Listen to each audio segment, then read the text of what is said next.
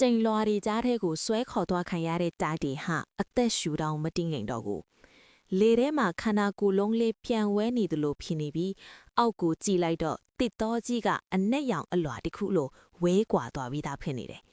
အေးမြတဲ့လေပြင်းတွေကသူ့မျက်နှာကိုရိုက်ခတ်နေပြီးလက်တွေကလည်းမထိန်နိုင်လောက်အောင်တွန့်ခါနေတယ်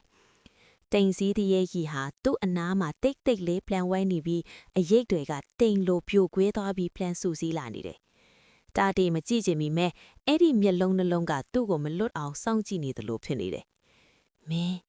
ဘာကိုတွေ့ခဲ့လာလဲဆိုတဲ့အတန်နှိမ့်နှိမ့်တစ်ခုကလေထဲမှာပြန့်နှံ့လာတယ်အတန်ကနားထဲမဟုတ်ဘဲရင်ထဲကနေထွက်လာသလိုခံစားရတယ်တာတီရင်ထဲကကြောက်ရွံ့မှုကိုမထိန်နိုင်တော့ဘူးသူ့စိတ်ထဲမှာတခုခုသတိရလာတယ်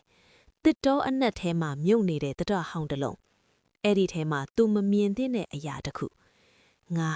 မဖွင့်သင့်ခဲ့ဘူးလို့သူ့ကိုယ်သူတိုးလီဖြိုးလိုက်တယ်။တင်စည်းတရေကြီးရဲ့အရေးကတစ်ချက်လှုပ်ရှားသွားပြီးလေထဲမှာအေးဆက်မှုပိုမိုတက်လာတယ်။ယော့တရက်တာတေခန္ဓာကိုယ်ကိုလေထဲမှာတနေရာမှာရက်တန့်ထားလိုက်သလိုဖြစ်သွားတယ်။တိမ်တွေကသူ့ပတ်လဲကိုစူးစီးလာပြီးအမှောင်ထဲမှာတစ်ခုခုပေါ်လာသလိုဖြစ်လာတယ်။အဲ့ဒီအရာကလူတစ်ယောက်ရဲ့ခေါင်းပုံစံလိုမြင်ရပြီးမျက်လုံးမရှိတဲ့မျက်နှာတစ်ခုသူ့ရှေ့မှာမျက်နှာမူလာတယ်